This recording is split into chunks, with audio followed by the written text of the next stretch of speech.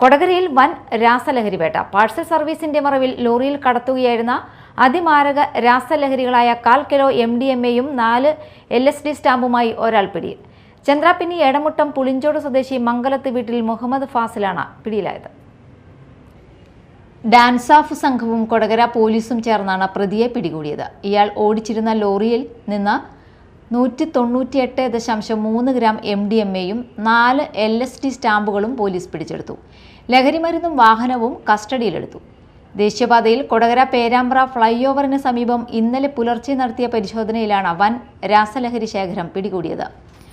Eicher ലോറിയിലെ cargo ബോക്സുകൾക്കിടയിൽ ഒളിപ്പിച്ച നിലയിലായിരുന്നു ലഹരിമരുന്ന് കണ്ടെത്തിയത്.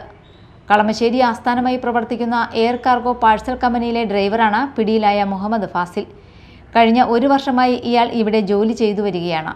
ബാംഗ്ലൂരിൽ നിന്ന് പാഴ്സലുകൾക്കൊപ്പം ലഹരിമരുന്നും ലോറിയിൽ കയറ്റി എറണാകുളം കേന്ദ്രീകരിച്ച് വൻകിട ഇടപാടുകാർക്കും യുവാക്കൾക്കും വിതരണം ചെയ്യുന്നതാണ് ഇയാളുടെ രീതി.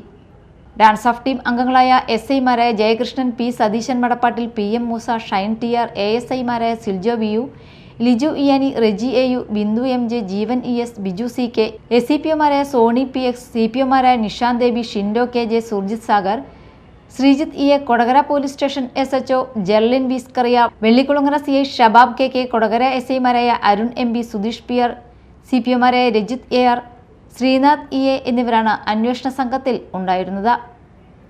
Media time, Kodakara.